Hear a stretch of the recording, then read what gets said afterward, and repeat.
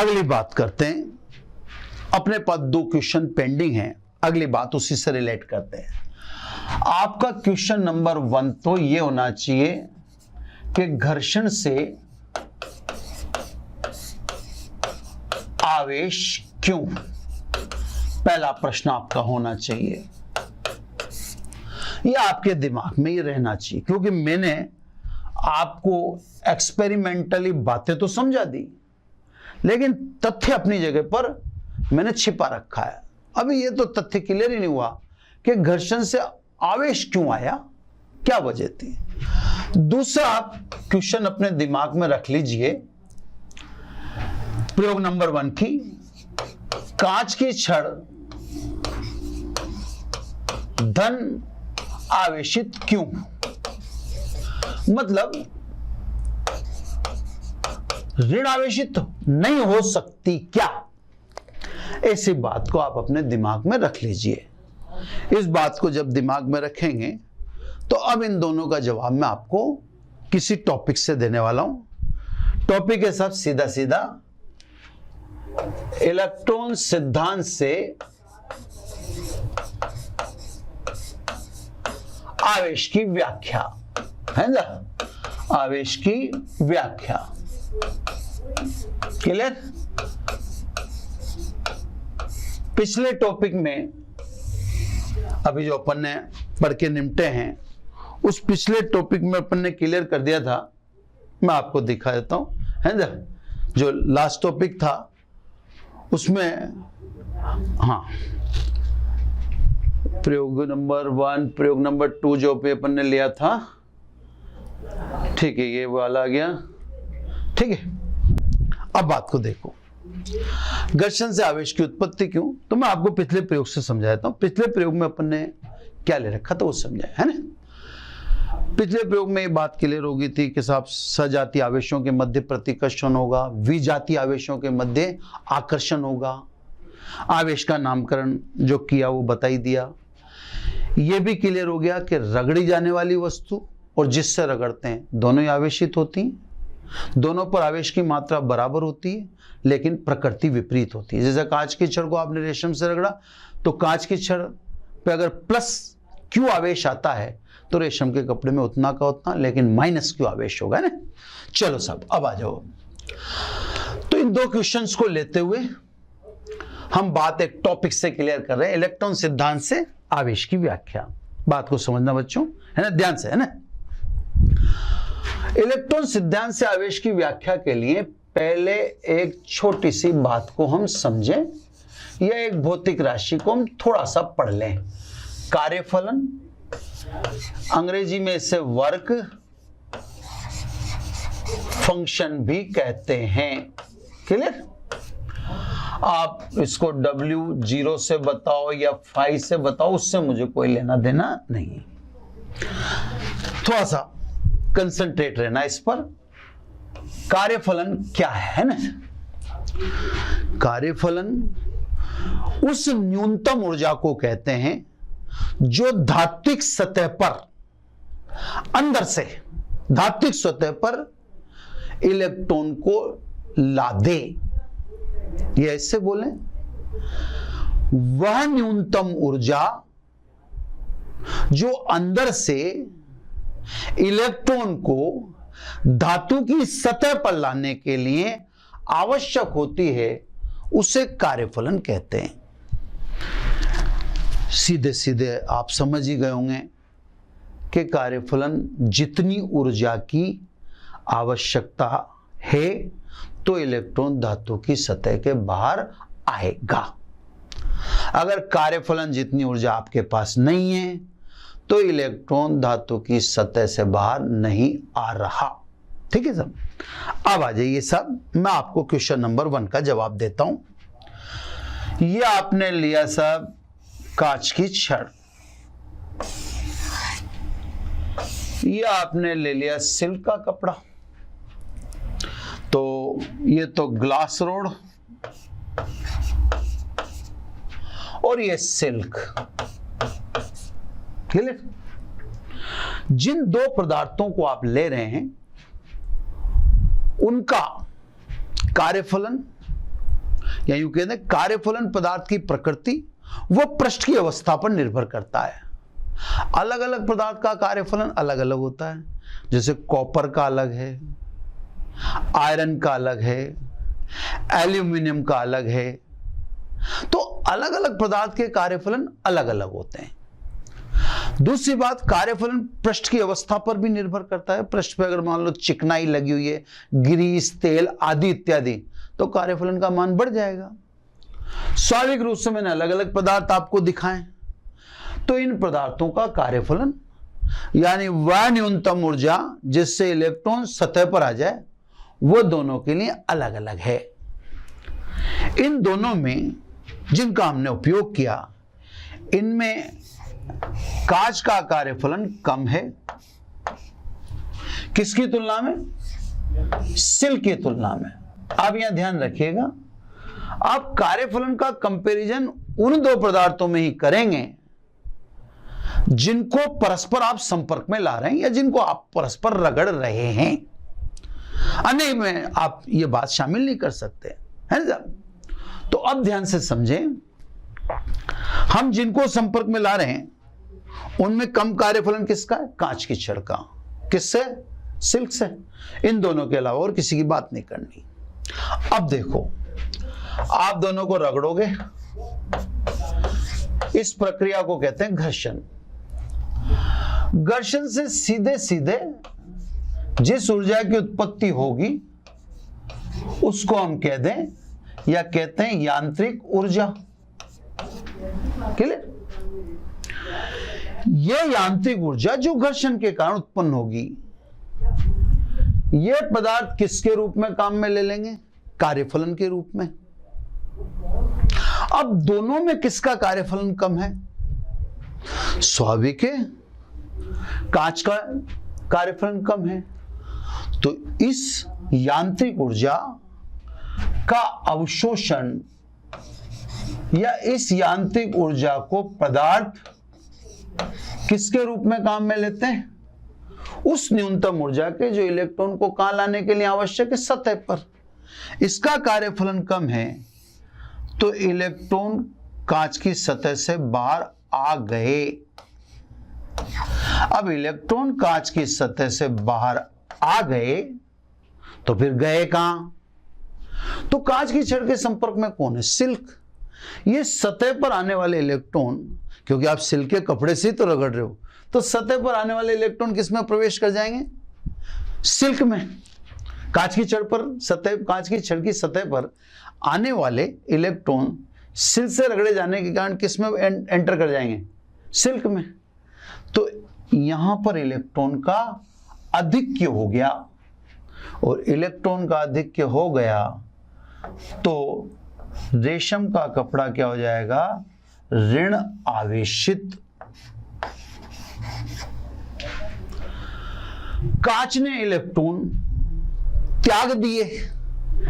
Electron की deficiency के कारण, इलेक्ट्रॉन की कमी के कारण कांच की छड़ क्या हो जाएगी? धन आवेशित। अब बिल्कुल क्लियर है कि जब हम परस्पर दो भिन्न विद्युत रोधी पदार्थों को भिन्न एक जैसे को नहीं रगड़ सकते। कांच से कांच को नहीं रगड़ोगे, सिल से सिल को नहीं रगड़ोगे, क्योंकि उनका तो कार्यफलन समान होगा। तो दो भिन्न विद्युत रोधी पदार्थों को जब आप रगड़ते हो तो पदार्थों को परस्पर रगड़ने से उत्पन्न यांत्रिक ऊर्जा पदार्थ कार्यफलन के रूप में काम में ले लेते हैं। जिसका कार्यफलन कम होता है वो इलेक्ट्रॉन रिलीज कर देता है, छोड़ देता है। इलेक्ट्रॉन की कमी के कारण उस पदार्थ को हम धन आवेशित कहते हैं। और दूसरा जिससे आप रगड़ रहे थे वह पदार्थ इन इलेक्ट्रॉनों को रिसीव कर लेता है, इससे इलेक्ट्रॉन के अधिक के कारण वो पदार्थ ऋणावेशित कहलाता है। तो अब आपका ये क्वेश्चन क्लियर हो गया कि घर्षण से आवेश क्यों। क्लियर? अब क्वेश्चन नंबर 2, कांच की छड़ क्या सदैव धन आवेशित ही होगी? चलो इस दूसरे क्वेश्चन को थोड़ा सा क्लियरिटी लेते हैं, थोड़ा सा कलर बदल लेते हैं पेन का। ये कांच की छड़ ले ली, वापस ये ग्लास। क्लियर? अब कपड़ा आप चेंज कर लो। सपोज आपने कोई और कपड़ा लाइक नायलॉन ले लिया, है ना। अब अपने को सपोज में चलना है। अब इन दोनों में भिन्नता होने के कारण स्वाभाविक रूप से कार्यफलन तो समान होगा नहीं। कार्यफलन अब दोनों का अलग अलग होगा। मान लीजिए नायलॉन का कार्यफलन कम है, किसके कंपैरिजन में? कांच के कंपैरिजन में। सपोज अब आप दोनों को रगड़ेंगे, यांत्रिक ऊर्जा उत्पन्न होगी, पदार्थ इसका इस्तेमाल कार्यफलन के रूप में कर लेंगे, यानी इसे ऊर्जा को अवशोषित कर लेंगे। जिसका कार्यफलन कम होगा वो इलेक्ट्रॉन छोड़ेगा। अब इलेक्ट्रॉन कौन रिलीज करेगा? स्वाभाविक रूप से अब इलेक्ट्रॉन रिलीज होंगे नायलॉन से। तो संपर्क में कौन है? फिर कांच है। ये रिलीज होने वाले या ये मुक्त होने वाले इलेक्ट्रॉन किस में प्रवेश कर जाएंगे? कांच में। अब इलेक्ट्रॉन का आधिक्य कहां हो गया? कांच पर। इलेक्ट्रॉन के आधिक्य के कारण कांच अब क्या हो जाएगा? ऋणावेशित। जबकि इलेक्ट्रॉन की न्यूनता के कारण जो नायलॉन है वह क्या हो जाएगा? धनावेशित। क्लियर?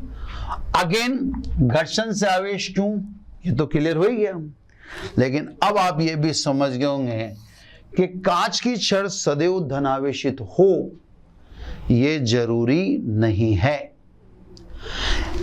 किसी वस्तु का धनावेशित होना या वस्तु का ऋणावेशित होना इस बात पर निर्भर करता है कि जिन दो पदार्थों को हम संपर्क में लाते हैं या घर्षण करते हैं उनमें किसका कार्यफलन कम है। जिसका कार्यफलन कम होगा परस्पर जो वस्तुएं ली वो सदैव धनावेशित होगा,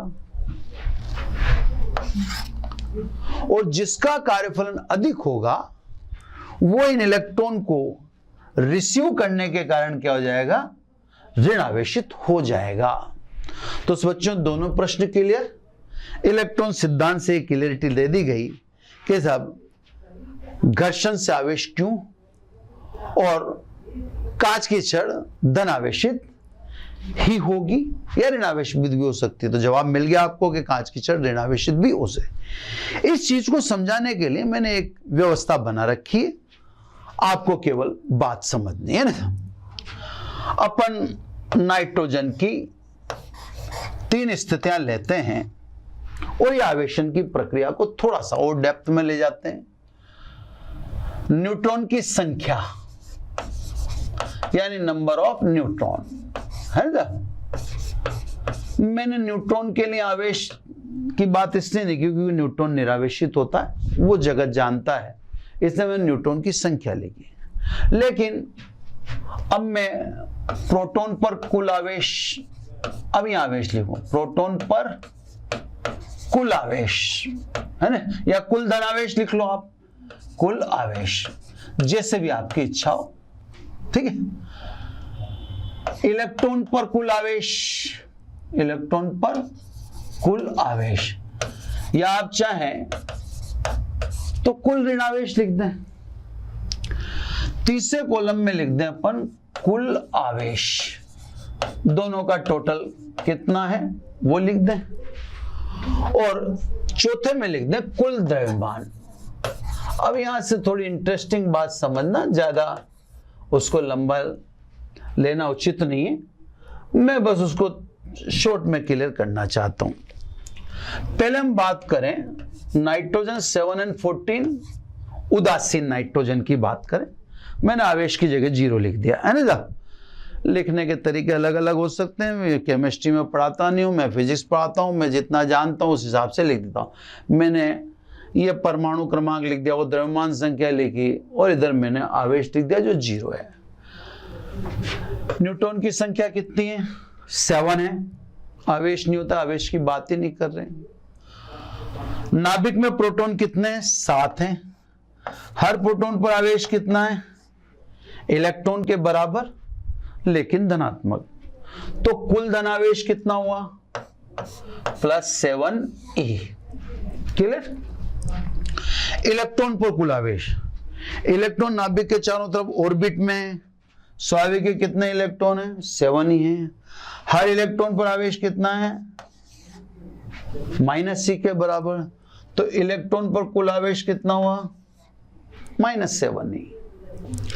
अब टोटल चार्ज कितना? तो इलेक्ट्रॉन पर चार्ज प्लस प्रोटॉन पर चार्ज, तो टोटल चार्ज कितना? 0, जो आपको यहां भी दिख रहा है, साफ दिखा रखा है अपन ने। कुल द्रव्यमान तो 7 न्यूट्रॉन, 1 न्यूट्रॉन का द्रव्यमान mn। 7 प्रोटॉन, 1 प्रोटॉन का द्रव्यमान mp मान लिया, और 7 इलेक्ट्रॉन तो 7, ये 1 इलेक्ट्रॉन का द्रव्यमान, ये द्रव्यमान है सब। ये आपने स्थिति अभी देख ली, क्लियर कर ली बात है ना। अब आगे की बात करते हैं। क्लियर? दूसरी सिचुएशन लेते हैं।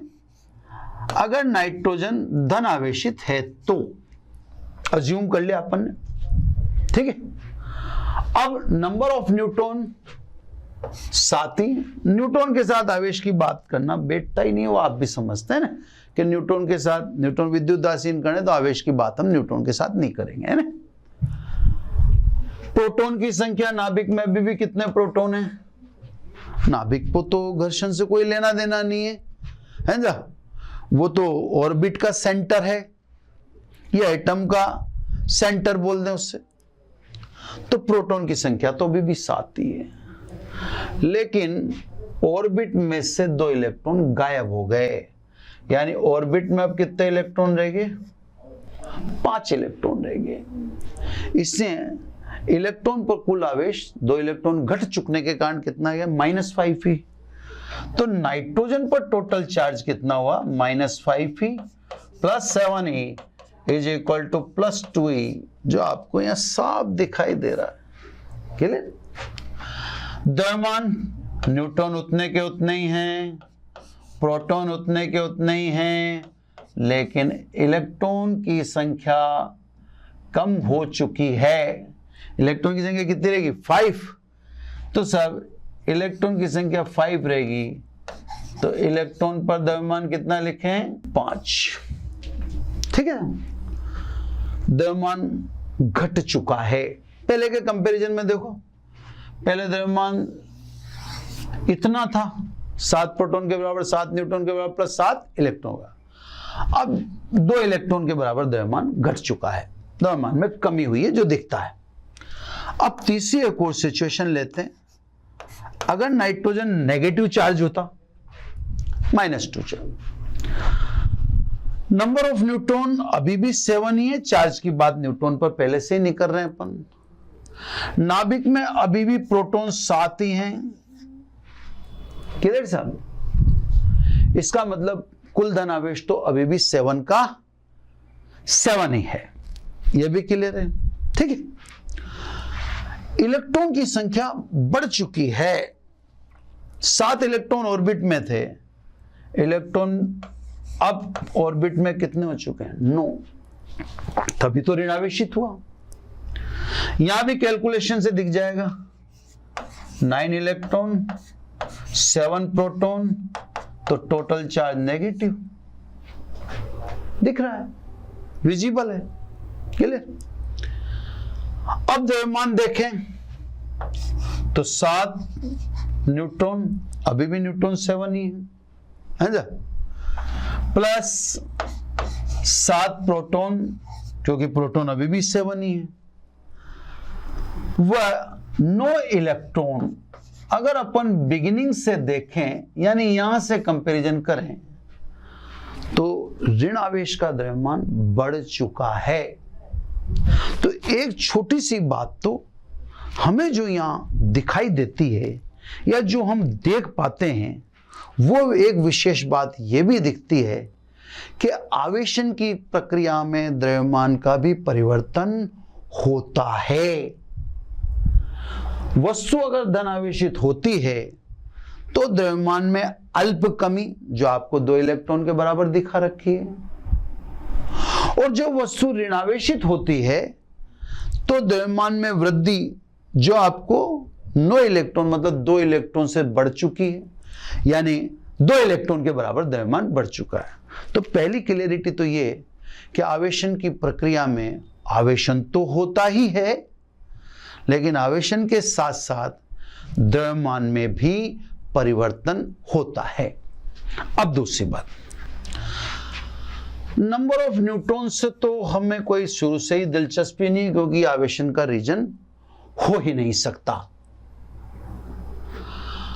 हां, हमारी दिलचस्पी आवेशन की प्रक्रिया में प्रोटॉन की भूमिका पर रहेगी, लेकिन हम तो देखते हैं कि आवेशन की इस पूरी प्रक्रिया में प्रोटॉन की संख्या में कोई परिवर्तन नहीं होता है। इसका मतलब आवेशन का जिम्मेदार प्रोटॉन नहीं है। अब आ जाएं ऑर्बिट में। अगर यहां देखें तो जब वस्तु धनावेशित होती है तो इलेक्ट्रॉन डिफिशियंसी उत्पन्न हो जाती है, यानी इलेक्ट्रॉन की कमी हो जाती है, और जब वस्तु ऋणावेशित होती है तो इलेक्ट्रॉन का अधिक्य हो जाता है। इसका मतलब यह हुआ कि किसी भी वस्तु के आवेशन का जिम्मेदार शुद्ध रूप से इलेक्ट्रॉन को ही माना जा सकता है, प्रोटॉन, न्यूट्रॉन आदि को नहीं। तथा इस एक टेबल से यह भी क्लियर हो जाता है कि आवेशन की इस प्रक्रिया में द्रव्यमान भी परिवर्तित होता है। तो सब ये आवेशन से संबंधित बातें। अब अगली बात, स्थिर वैद्युतिकी के आधार पर चालक तथा कुचालक। स्थिर वैद्युतिकी के आधार पर चालक व कुचालक। अब देखो, मैं यहां पर बिल्कुल क्लियर बता दूं, क्लियर समझा दूं। मैं यहां पर चालक और कुचालक इनको समझाने नहीं है, या इनको समझाने के टॉपिक नहीं लिया। चालक और कुचालक के बहाने बहुत सारी बातें करनी है, इससे लिया। तो आप उन बातों पर फोकस हो जो करनी है। चालक यानी कंडक्टर, ठीक है ना? थोड़ा सा गौर फरमाना, ज्यादा कोई सी विशेष बात तो है नहीं, जो विशेष मैं थोड़ा जोर दे के बोलता ही हूं वैसे बता दो ना। वह पदार्थ जिनमें विद्युत का प्रवाह सुगमता से होता है उन्हें चालक कहते हैं, है ना? तो चालक वे पदार्थ हैं जिनमें सुगमता से विद्युत का प्रवाह होता है। सभी धातुएं, ठीक है साहब, सभी धातुएं चालक हैं, इसमें कुछ विशेष नहीं बताना। मानव व जंतु शरीर, इसमें ठीक है, थोड़ा सा समझाना है कहीं नहीं कहीं।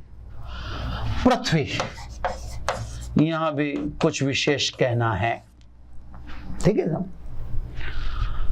तो सब ये वो चीजें लिख दी जिनमें आवेश का सुगमता से प्रवाह होता है।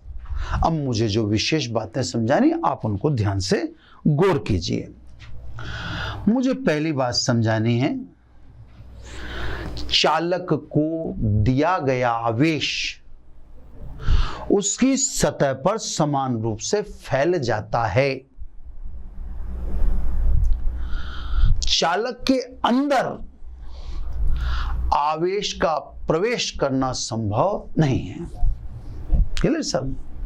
यानी जैसे मान लो ये लोहे की एक गेंद है, ठोस लोहे की हो चाहे खोखले की, जैसा भी आप माने, पर ये चालक है, ठीक है? इससे किसी भी पॉइंट से चूज कर लीजिए, ये चूज कर लीजिए, ये चूज कर लीजिए, ये चूज, किसी भी पॉइंट से आप इसे चार्ज देंगे, कोई सा भी पॉइंट, तो आपका दिया गया चार्ज इसके सरफेस पर यूनिफॉर्मली डिस्ट्रीब्यूट हो जाएगा, समान रूप से फैल जाएगा। ऐसा क्यों होगा, इसकी बातें आगे करते रहेंगे, है ना। इसको अपन आगे स्थिति ऊर्जा से भी समझा सकते हैं, ऐसे सामान्य तौर तरीकों से भी समझा सकते हैं, पर आप उसको इतने तरीकों में, इन छोटी छोटी बातों में मत उलझो, है ना। आप ये ध्यान रखने की कोशिश करो कि चालक को दिया गया आवेश उसकी सतह पर समान रूप से फैल जाता है, चालक के अंदर आवेश का प्रवेश करना पॉसिबल नहीं है। अब इससे कुछ चीजें आप समझ सकते हो, जैसे बिजली गिरना। बिजली गिरना स्थिर विद्युतकी का उदाहरण है, गतिक विद्युतकी का नहीं। मैं जो आपको एक्सप्लेन कर रहा हूं वो स्थिर विद्युतकी के अंतर्गत है, वह बातें गतिक विद्युतकी में सत्य नहीं पाई जाएंगी। तो जो बात जिसके अंतर्गत की जा रही है वो वही सत्य है, 9/10 की तरह नहीं है कि साहब उन बातों को दूसरी जगह असत्य घोषित कर दे, नहीं। वो जो बात जिस परिवेश में, परिप्रेक्ष्य में की जा रही है, जिस कॉन्टेक्स्ट में की जा रही है, वो उसी में सत्य है। आप गतिक विद्युतकी में मुझसे एक बात करेंगे तो मेरा जवाब कुछ और होगा, ठीक है। तो यहां थोड़ा इतना फोकस होना जरूरी है। तो सब बिजली गिरना स्थिर विद्युत का उदाहरण है। किसी कार पर बिजली गिरती है तो उसमें बैठा व्यक्ति पूरी तरह से सुरक्षित है, क्योंकि अपन यही कह रहे हैं, चालक को दिया गया आवेश उसकी सतह पर समान रूप से फैल जाता है, चालक के अंदर आवेश का प्रवेश करना संभव नहीं है। छोटे से मैं बता देता हूं, क्योंकि मैं खुद सेटिस्फाई नहीं हो पा रहा। ये चालक है, इसके पास मुक्त इलेक्ट्रॉन होंगे, ज्यादा लंबा नहीं है ना। अब आप इसे आवेशित करना चाहते हैं, इसको आपने क्यू आवेश के देना है। ये आवेश देना चाहते हैं 4 पॉजिटिव, मैंने इसको क्यू के दिया। अब ये साहब अपन ने ये नेगेटिव तो पहले से, ये 4 पॉजिटिव आपने दे दिए। एक बार के लिए आपने सोच लिया, क्षण भर के लिए मान लिया कि दिया गया आवेश अंदर चला गया। सपोज, कल्पना करके देखो, जैसे आवेश अंदर जाएगा, ये मुक्त इलेक्ट्रॉन धन की तरफ, यानी निम्न विभव से उच्च विभव की तरफ गति करने लगे। इलेक्ट्रॉन गति करेगा मतलब धारा पैदा हो जाएगी, धारा पैदा होने का मतलब विद्युत ऊर्जा पैदा होना, विद्युत ऊर्जा उत्पन्न हो गई। कब? जब आपने ये सोचा कि दिया गया धनावेश इस लोहे की बॉल यानी चालक बॉल के अंदर या चालक वस्तु के अंदर चला गया। ऐसा सोचते क्या पैदा होगी? विद्युत ऊर्जा। विद्युत ऊर्जा पैदा होने का मतलब ऊर्जा संरक्षण के नियम का उल्लंघन होना है। ऊर्जा संरक्षण का नियम कहता है ना तो ऊर्जा की उत्पत्ति संभव है, नहीं उसका विनाश कर सकते। ऊर्जा को केवल एक रूप से दूसरे रूप में रूपांतरित करना ही संभव है, और उसका कुछ नहीं है। तो यहां तो आपके किए गए कृत्य के अनुसार विद्युत धारा पैदा हो रही है, यानी विद्युत ऊर्जा उत्पन्न हो रही है, यानी ऊर्जा संरक्षण के नियम का खंडन हो रहा है। इम्पॉसिबल है।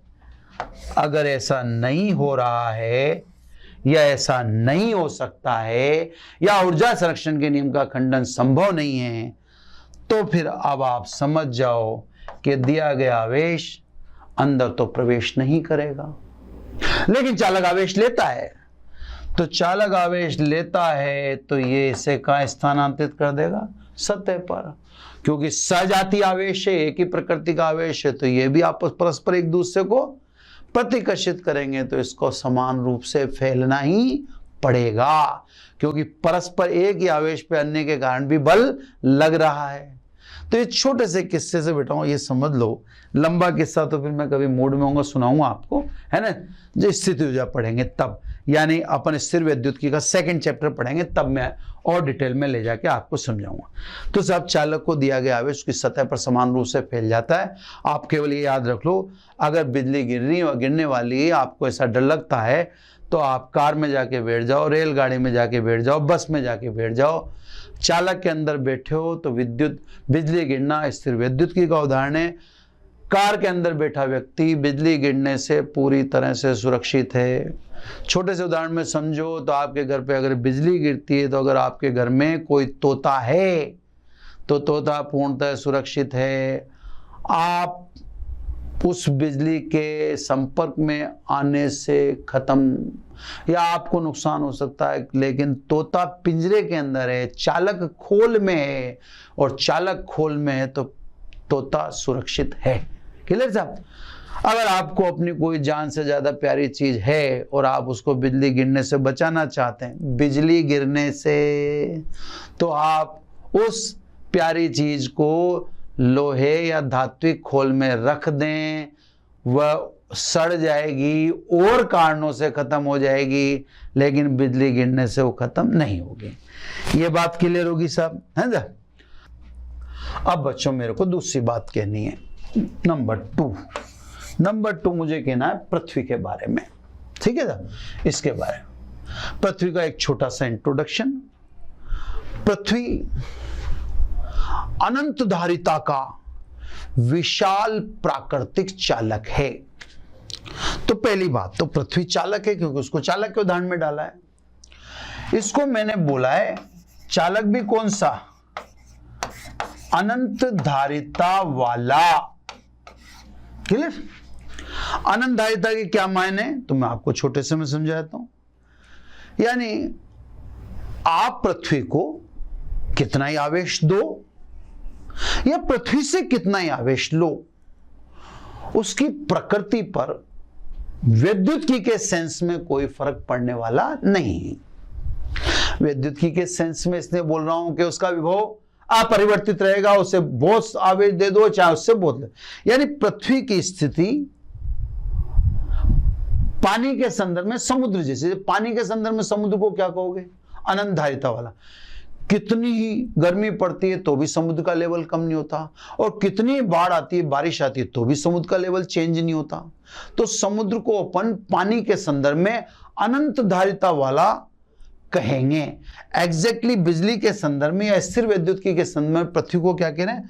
अनंत धारिता का विशाल प्राकृतिक चालक है। इससे कितना ही आवेश दो या इससे कितना ही आवेश लो, इसकी प्रकृति पर या इसके विभव पर कोई प्रभाव नहीं पड़ेगा। क्लियर साहब, है ना? तो सब पृथ्वी के संदर्भ में आपको यह बात याद रखनी। जब किसी वस्तु को, मान लीजिए आवेशित वस्तु है, और इस आवेशित वस्तु को आप अर्थ के संपर्क में ले आते हैं, ये मैंने चालक से जोड़ दिया, चालक तार से जोड़ दिया, ये तार, तांबे का तार मान लो आप, तार तांबा, है ना? ठीक है साहब? जैसे मैं किसी आवेशित वस्तु को पृथ्वी से कनेक्ट कर दूंगा, तो पृथ्वी उस आवेशित वस्तु का संपूर्ण आवेश अवशोषित कर लेगी और वस्तु को विद्युत उदासीन बना देगी। इससे कोई भी आवेशित वस्तु को पृथ्वी के संपर्क में लाने से बचें, अगर आपको वस्तु आवेशित बनाए रखना है तो।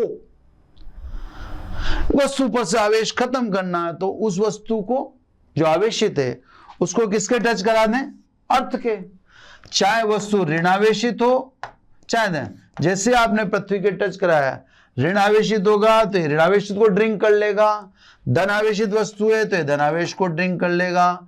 इसीलिए मैंने बताया पृथ्वी अनंत धारिता का एक विशाल प्राकृतिक चालक है। क्लियर साहब? तो सब अब आप अपने घरों में एक व्यवस्था को देखते होंगे, जैसे आप 3 पिन देखते होंगे, ये 2 पिन है, 2 पिन तो बिजली की सप्लाई के लिए। इस तीसरी बड़ी पिन का नाम होता है अर्थिंग। यहां भी सब जब किसी वस्तु को पृथ्वी के संपर्क में लाते हैं तो पृथ्वी उस आवेशित वस्तु का संपूर्ण आवेश अवशोषित कर लेती है और वस्तु को विद्युत उदासीन बना देती है। इस प्रक्रिया को हिंदी में भू संपर्कित यानी अंग्रेजी में अर्थिंग कहते हैं। एक बार और समझ लें, जब किसी आवेशित वस्तु को पृथ्वी के संपर्क में ले जाता है तो पृथ्वी आवेशित वस्तु के संपूर्ण आवेश को अवशोषित करके वस्तु को उदासीन बना देती है। यह प्रक्रिया अर्थिंग यानी भू संपर्कित कहलाती। अब आ जाओ वापिस। तो सप्लाई में ये 2 छोटे छिद्र होते हैं, ये 2 छोटे छिद्र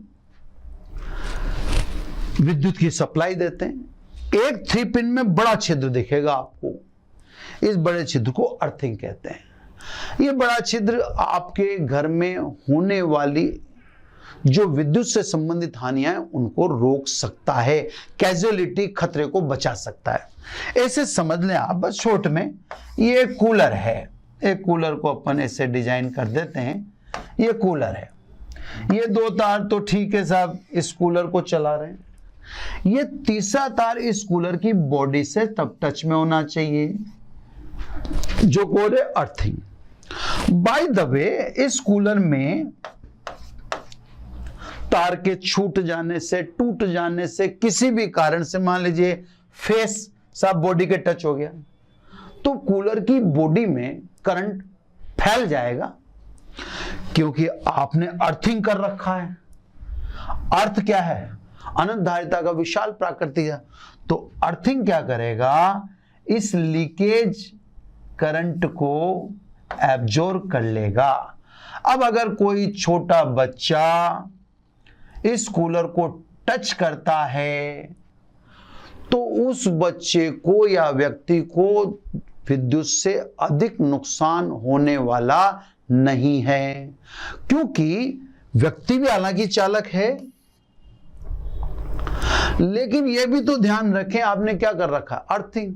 तो ज्यादा हैवी ड्रिंकर कौन? ज्यादा विद्युत को पीने वाला कौन? ज्यादा विद्युत को पीने वाला अर्थ है।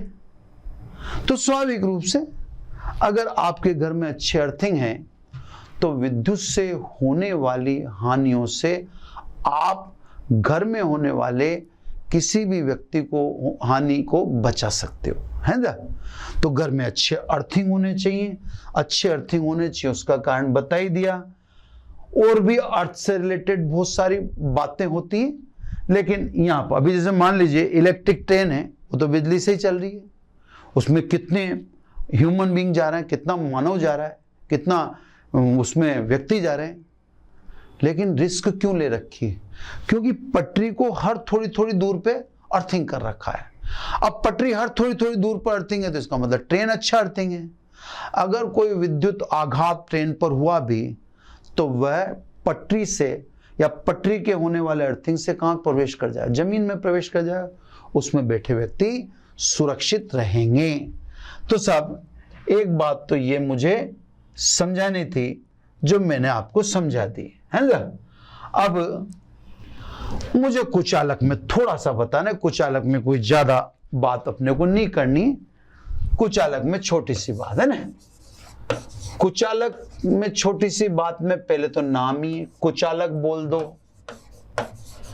अचालक बोल दो, इसको विद्युत रोधी बोल दो,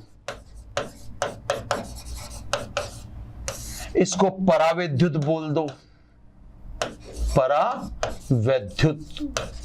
तो पहली बात तो कुचालक के 4 नाम हिंदी में हैं। इंसुलेटर,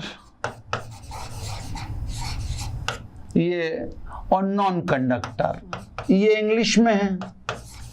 तो नाम वाम तो जो है वो बता दे। आप इसको जरूर थोड़ा ध्यान रखना, पराविद्युत नाम को, ये थोड़ा अपने काम का है ना, पराविद्युत। ठीक है, छोटी छोटी बात। डेफिनेशन वेल नोन है। वह पदार्थ जिनमें सामान्यतः विद्युत का प्रवाह नहीं होता है। सामान्यतः मैं इसलिए कह रहा हूं कि विशेष परिस्थिति में हो भी सकता है। जैसे लकड़ी है, अब सूखी लकड़ी को चालक है, गीली लकड़ी में चालकता उत्पन्न हो जाती है।